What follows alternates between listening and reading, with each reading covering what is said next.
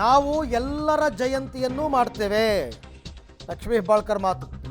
ನಮ್ಮ ನಿಲುವು ಜಾತ್ಯತೀತ ನಿಲುವು, ಹಾಗಾಗಿ ಮಹನೀಯರ ಜಯಂತಿ ಮಾಡ್ತೀವಿ ಅಂತ ಅವ್ರು ಕೊಟ್ಟಿರ್ತಕ್ಕಂಥ ಸ್ಟೇಟ್ಮೆಂಟ್ ಲಕ್ಷ್ಮೀ ಹೆಬ್ಬಾಳ್ಕರ್.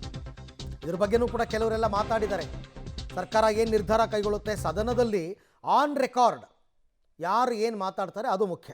ಕಿತ್ತೂರು ರಾಣಿ ಚೆನ್ನಮ್ಮನ ಜಯಂತಿ ಇರ್ಬೋದು, ಸಂಗೊಳ್ಳಿ ರಾಯಣ್ಣನ ಜಯಂತಿ ಇರ್ಬೋದು, ಅನೇಕ ಹಿಂದುಳಿದ ಸಮಾಜದ ಅನೇಕ ಧೀಮಂತ ಮಹಾಪುರುಷರ ಜಯಂತಿಗಳನ್ನು ನಮ್ಮ ಸರ್ಕಾರ ಮಾಡಿದೆ. ನಾರಾಯಣ್ ಗುರೂಜಿ ಅವ್ರನ್ನ ಹಿಡ್ಕೊಂಡು ಮೊನ್ನೆ ಮಂಗಳೂರಿನಲ್ಲೇ ಕೂಡ ಹೇಳಿದ್ವಿ ನಾವು.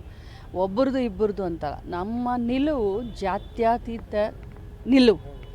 ನೀವು ಯಾಕೆ ಸ್ಪೆಸಿಫಿಕ್ ಆಗಿ ಟಿಪ್ಪು ಅಂತ ಹೇಳ್ತೀರಾ? ನಾವು ಎಲ್ಲರದ್ದು ಮಾಡ್ತೀವಿ. ಬಸವಣ್ಣವ್ರದ್ದು ಮಾಡ್ತೀವಿ, ಅಂಬೇಡ್ಕರ್ ಅವ್ರದ್ದು ಮಾಡ್ತೀವಿ, ವಾಲ್ಮೀಕಿ ಅವ್ರದ್ದು ಮಾಡ್ತೀವಿ. ಬಸವಣ್ಣವ್ರನ್ನ ಎಲ್ಲ ಸರ್ಕಾರಿ ಆಫೀಸ್ನಲ್ಲಿ ಬಸವಣ್ಣವರ ಭಾವಚಿತ್ರ ಹಾಕಿದ್ವಿ, ಸಾಂಸ್ಕೃತಿಕ ನಾಯಕ ಅಂತ ಹಾಕಿದ್ವಿ. ಬಸವಣ್ಣವರ ತತ್ವ ಏನು? ಆ ಧರ್ಮದ ಮೇಲೆ ನಾವು ನಂಬಿಕೆನ ಇಟ್ಕೊಂಡಂಥವ್ರು. ಯಾಕೆ ಸ್ಪೆಸಿಫಿಕ್ ಆಗಿ ತಾವು ಕೇಳ್ತೀರಾ? ನಾನು ಹೇಳಿದ್ದು ಜಾತ್ಯತೀತ ನಿಲುವು ಅಂತ ಹೇಳಿದ್ದೀನಿ. ನೀವು ಸ್ಪೆಸಿಫಿಕ್ ಆಗಿ ಅದನ್ನ ನನ್ನನ್ನು ಕೇಳಕ್ ಹೋಗ್ಬೇಡಿ. ಹಿಂದಿನ ಸರ್ಕಾರ ನಿಲ್ಲಿಸಿತ್ತು, ಈಗ ಮತ್ತೆ 2 ವರ್ಷ ನನಗೆ ನೋಡಿ, ಹಿಂದಿನ ಸರ್ಕಾರಕ್ಕೆ ನಮ್ಮನ್ನ ಕಂಪೇರ್ ಮಾಡಕ್ ಹೋಗ್ಬೇಡಿ. ಅವ್ರು ಹೇಳೋದೊಂದು ಮಾಡೋದೊಂದು ಮಾಡ್ತಾರೆ. ನಾವು ಜಾತ್ಯತೀತ ನೆಲೆಗೆಟ್ಟಿನ ಮೇಲೆ ನಾವು ಧರ್ಮದಿಂದ ರಾಜಕಾರಣ ಮಾಡುವಂಥವ್ರು. ಎಲ್ಲರನ್ನೂ ಜೊತೆಯಲ್ಲಿ ಕರ್ಕೊಂಡು ಹೋಗ್ತೀವಿ, ಒಂದೇ ಅಂದರೆ ಮಾತ್ರಂ ಅಂತ ಹೇಳ್ತೀವಿ. ಬಟ್ ಸರ್ಕಾರದ ವತಿಯಿಂದ ಟಿಪ್ಪು ಜಯಂತಿ ಆಚರಣೆ ಆಗ್ತಾ ಇದ್ದಿದ್ದು ನಿಜ, ಈಗ ನಿಂತೋಗಿರೋದು ನಿಜ. ಅದನ್ನು ಹೇಳಿ. ನಾವೆಲ್ಲರದು ಮಾಡ್ತೀವಿ ಅಂತಂದರೆ